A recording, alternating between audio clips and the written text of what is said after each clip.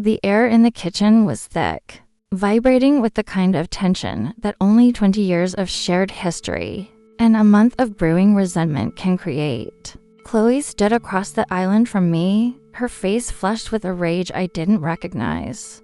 It started over something small, a credit card limit, a curfew, a request for respect, but it spiraled into a poison I never knew she carried. "You're suffocating me," she screamed, her voice cracking the silence of the house. "You control the money, you control my time, you control everything." I tried to speak, to tell her that I was only trying to guide her, but she didn't want a mother. She wanted a bank account. She stepped closer, her eyes cold and hard as flint. Then, she said it, the words that felt like a knife twisting in my chest. "I wish you were just dead already. At least then I'd have my inheritance and my freedom without having to look at your face."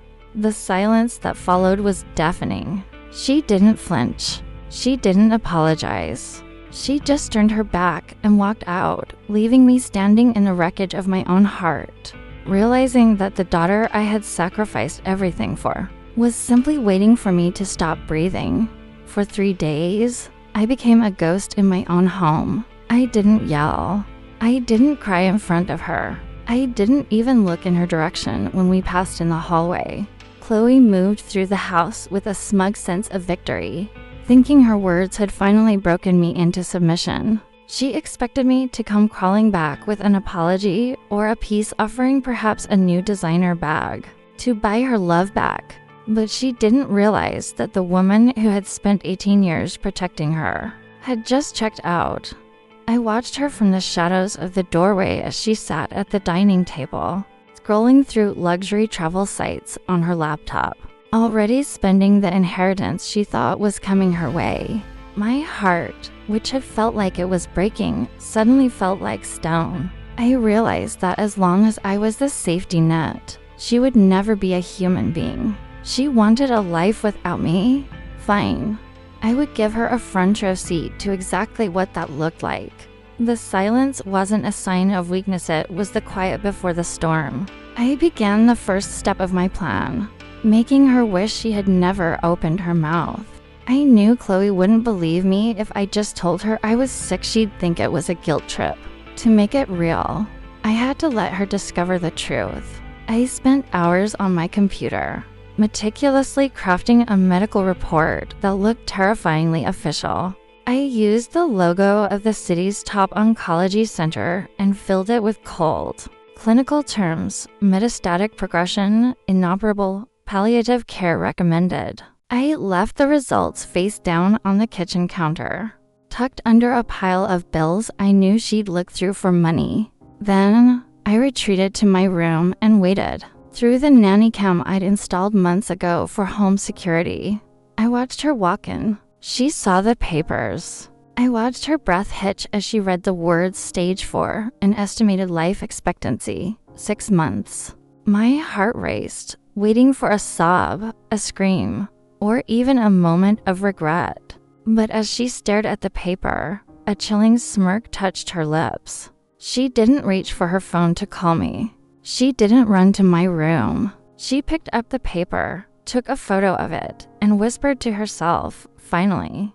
The camera feed on my phone was a window into a nightmare. Less than an hour after finding my diagnosis, Chloe didn't call a doctor or a relative. She called her friends. I sat in the dark of my bedroom, watching the live footage as 3 of them crowded into our living room.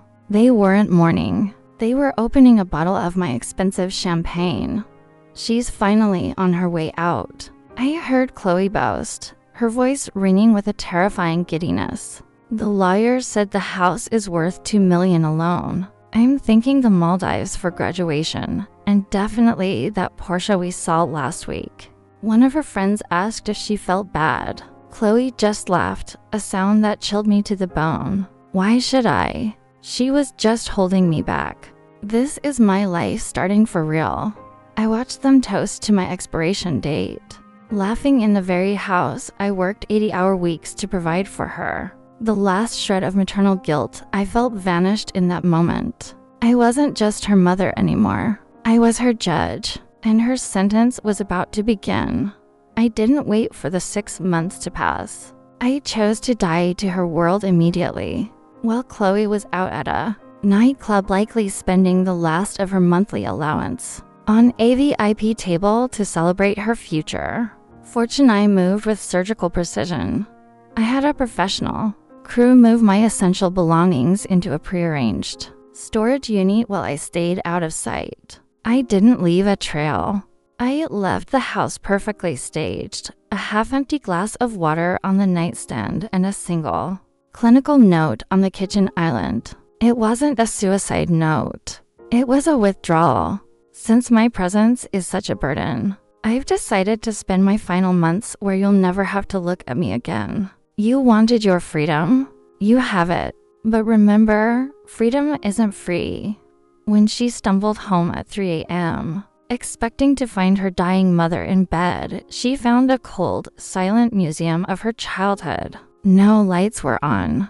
No dinner was in the fridge. For the first time in 18 years, the house felt hollow. I watched from a GPS tracker as she ran from room to room, calling my name not out of love, but out of a sudden, panicked realization that the bank had just closed its doors and disappeared into the night. By 8 a.m., the digital world Chloe lived in began to collapse. I sat in my quiet rental 3 towns away, my laptop open. One by one, I deactivated the accounts. I started with her credit cards. I watched the notifications. Denied, denied, denied.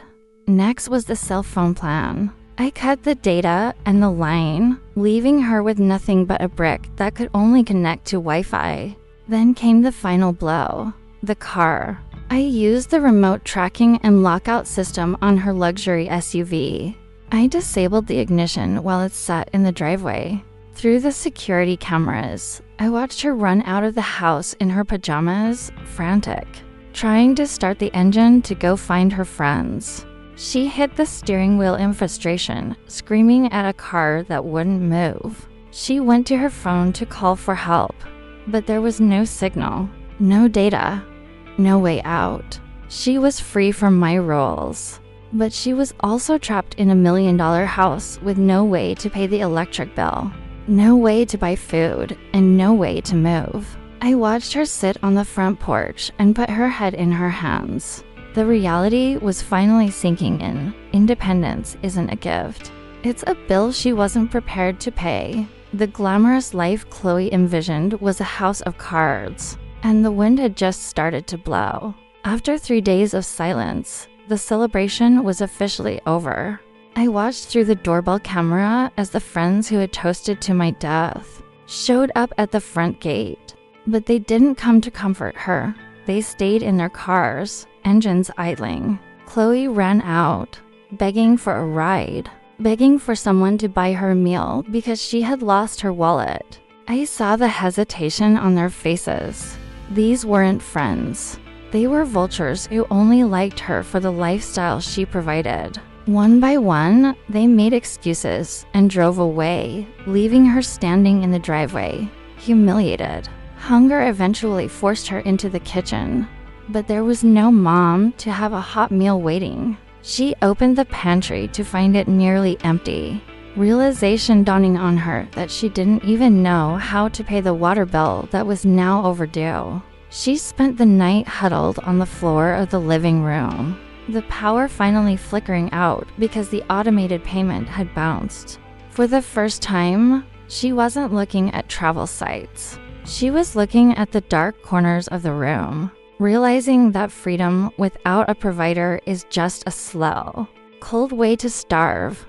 Time is the greatest teacher, and I became the most patient instructor she'd ever had. For 30 days, I vanished. I didn't check her social media, which had gone suspiciously dark, and I didn't answer the hundreds of frantic, emergency texts that sat unread on my old phone. I was living in a small coastal cottage, breathing in the salt air, reclaiming the peace she had stolen from me. Back at the house, the silence was a vacuum. Without power, The luxury home became a cavernous, echoing tomb. I monitored the smart lock logs. Chloe was leaving early in the morning and returning late at night. Exhausted. She had found a job, a menial, minimum wage position at a nearby diner just to keep herself fed. The girl who once scoffed at cheap coffee was now scrubbing tables for tips. But the silence did something more than just drain her bank account. It drained her ego. Without me there to fight against, she had to face herself. Every night, the cameras caught her sitting on the stairs in the dark, staring at my bedroom door. She wasn't looking for an inheritance anymore. She was looking for a sign of life. She had finally gotten her wish. I was gone, and she was discovering that a world without me wasn't a playground, it was a desert. The simulation ended, and the consequences became permanent. I had instructed my lawyer to begin the foreclosure process on the house technically. I was selling it to a private trust. One morning, Chloe woke up not to the sound of an alarm, but to a heavy knock on the door. It was a process server delivering an eviction notice. Because the utilities were in my name and the mortgage payments had stopped due to my incapacity, the house was no longer her sanctuary. I watched through the cloud-stored footage as she stood on the sidewalk, with nothing but 2 suitcases and the clothes on her back. The SUV she loved was towed away 10 minutes later. She stood there, looking at the massive, empty mansion, realizing that her inheritance was literally being locked away behind a for sale sign. She tried to call the friends she had toasted with, but they had all blocked her. She was officially homeless, penniless, and alone. She sat on the curb, her head in her hands, and for the first time, she didn't scream in anger. She wept. She wasn't crying for the money anymore. She was crying because she realized she had traded her mother's life for a pile of bricks that she didn't even own. The final thread of her hope was about to be cut. I had my associate, a man with a voice like cold iron, call her. He identified himself as the executor of my final estate. Chloe answered on the first ring, her voice trembling with a mix of desperation and terror. Is she still alive? She whispered, her voice cracking. The lawyer didn't offer comfort. Your mother's condition is confidential, he replied sharply. I am calling to inform you that the final draft of her will has been executed. Given your previous statements regarding your desire for freedom and independence, she has restructured her entire estate. The house, the accounts, and the life insurance have been signed over to the St. Jude's Children's Research Hospital. She felt that since you found her presence such a burden, you shouldn't be burdened by her money either. I watched her through a nearby cafe window as she sat on a public bench, clutching the phone. The color drained from her face. But I have nothing, she sobbed. I'm on the street. Please, I just need to see her. I don't want the money. I just need to tell her I'm sorry. It's too late for apologies, he said, and hung up. She sat there in the rain, a girl who had everything, realizing she had traded a mother's soul for a ghost of a fortune that was never coming. The lawyer's words acted like a chemical reaction, dissolving the last of Chloe's pride. She sat on that public bench for hours, oblivious to the rain soaking through her thin jacket. The camera on my phone showed her in a state of total collapse. This wasn't the dramatic, performative tantrum of a spoiled teenager. This was the quiet, hollowed-out grief of someone who had realized they committed an unforgivable sin. She pulled out her phone, now only working on the cafe's spotty Wi-Fi, and began scrolling through her old photos. Photos of us at her graduation, photos of me holding her when she was a toddler, photos of the woman she had told to just die already. Every few minutes, a fresh wave of sobs would hit her, racking her entire body. She started typing messages into her notes app, since she couldn't send texts. Mom, please. I'm a monster. I'd give every penny back just to have you yell at me one more time. I'm so cold, and I'm so sorry. She wasn't a predator anymore. She was a lost child in a world that didn't care about her. The lesson was taking hold. She finally understood that I wasn't her obstacle, I was her world. Desperation is a powerful motivator. Chloe realized that if the 6-month clock was ticking, she was running out of time to fix the unfixable. She didn't have a car, and she didn't have a bank account, but she had a newfound, frantic energy. I watched through a GPS tracker I'd hidden in her suitcase as she began her trek. She went to the only places she thought I might be. My favorite park, the quiet library I frequented, and finally, the oncology center from the fake report. She walked miles in worn-out shoes, her designer clothes now stained and wrinkled. At the hospital, she begged the receptionists for information, her eyes bloodshot and pleading. "My mom is dying," she told them, her voice a fragile thread. "I just need to find her. I need to tell her I love her before she goes." When they told her they couldn't find a patient by my name, she didn't give up. She sat in the waiting room for 12 hours, watching every ambulance, every stretcher, hoping for a glimpse of me. She was sleeping in bus stations and eating scraps, her freedom having turned into a relentless hunt for the woman she once wished dead. She was no longer looking for an inheritance. She was looking for a miracle. I needed to test if her desperation was deep enough to endure real hardship. I arranged for a leak. My associate called her from a burner number, pretending to be a sympathetic nurse from a specialized hospice clinic 300 miles away in a remote, fog-heavy coastal town. "I shouldn't be telling you this," the voice whispered, "but a woman matching your mother's description was admitted last night. She's stable, but she's asking for silence. She doesn't want to be found." I watched Chloe's reaction through a public street cam. She didn't hesitate. She didn't ask about the cost of the trip or how she'd get back. She immediately went to a pawn shop and sold her last luxury possession, a designer watch I had given her for her 16th birthday. She got pennies for it, just enough for a one-way bus ticket to the coast. She sat at the back of that bus, clutching her backpack to her chest, her eyes fixed on the road. She was heading toward the end, unaware that she was actually heading toward the most difficult mirror she'd ever have to look into.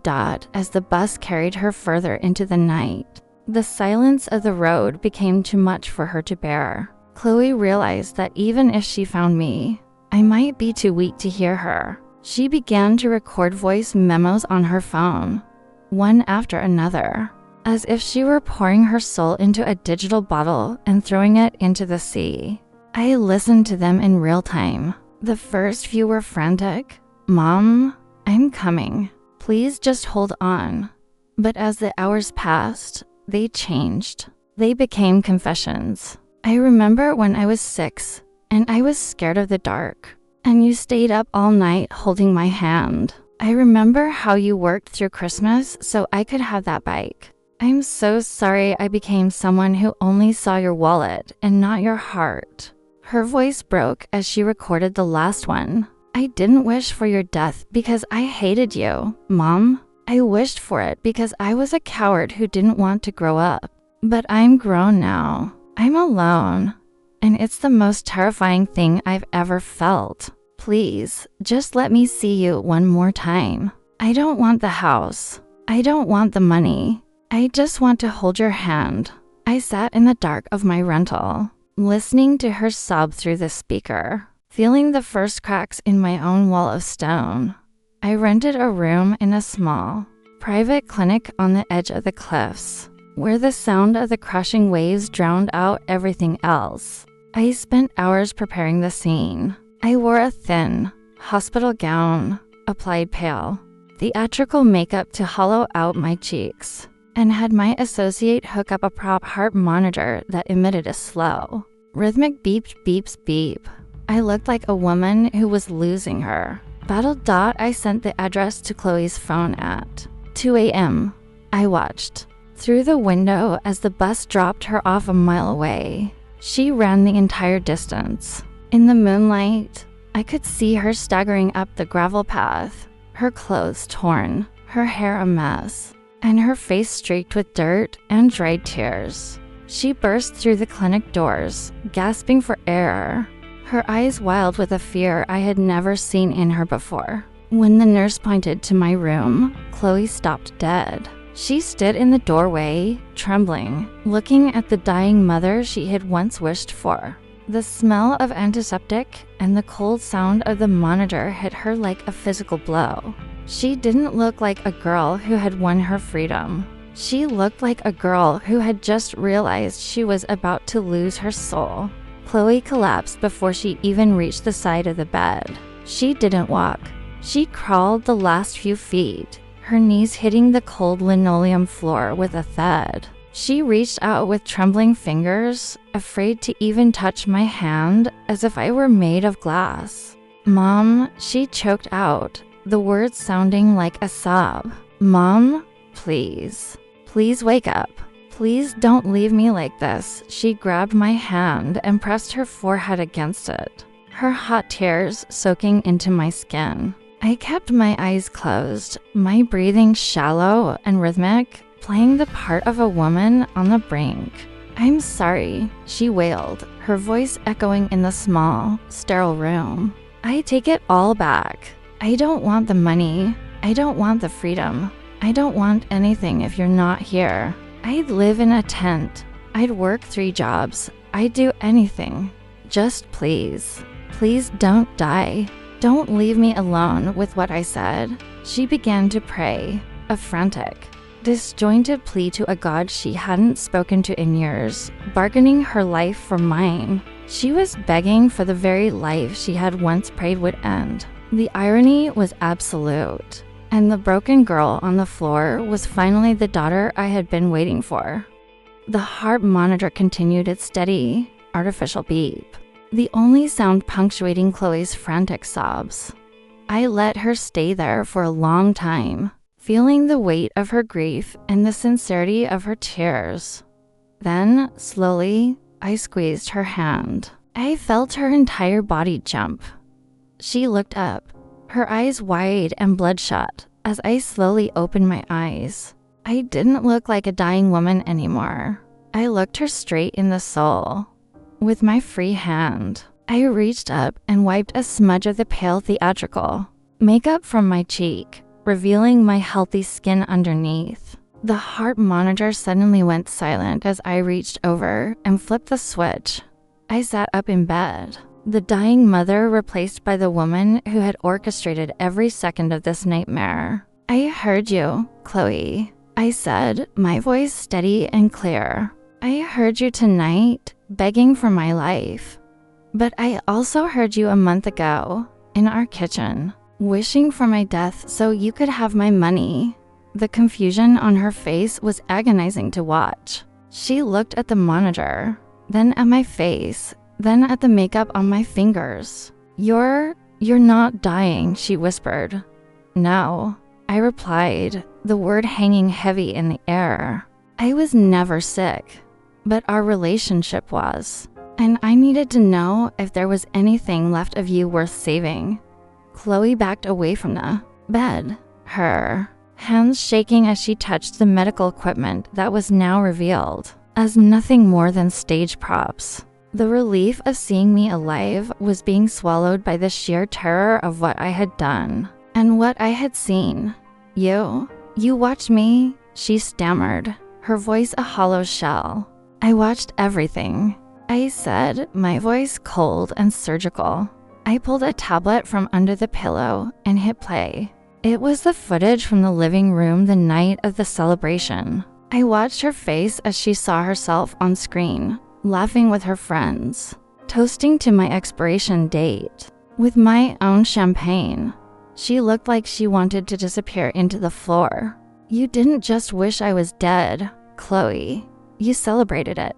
You started spending money that wasn't yours and planning a life. That required my corpse as a foundation." I stood up from the bed, the hospital gown falling away to reveal my normal clothes underneath. "You thought you were the predator, and I was the prey. But you forgot one thing. I built that world you lived in, and I can tear it down just as easily. The stage for was a lie. The eviction was real. The lawyer was a friend. And your freedom, you've been living it for 30 days. Tell me, Chloe, how did it taste? The silence in the room was heavier than the grief had been. Chloe was trembling, trapped between the relief that I was alive and the crushing weight of her own exposed character. She looked at the floor, unable to meet my eyes. "So what now?" she whispered. "Are you sending me back to the street? Are you cutting me off forever?" "That would be too easy," I said, walking toward the window to look at the dark ocean. "The Chloe who lived in my house is dead. She died the moment she toasted to my funeral. From this moment on, the Bank of Mom is closed. The trust fund you were so excited about, I've restructured it. You won't see a penny until you're 35, and even then, it's tied to your own employment record."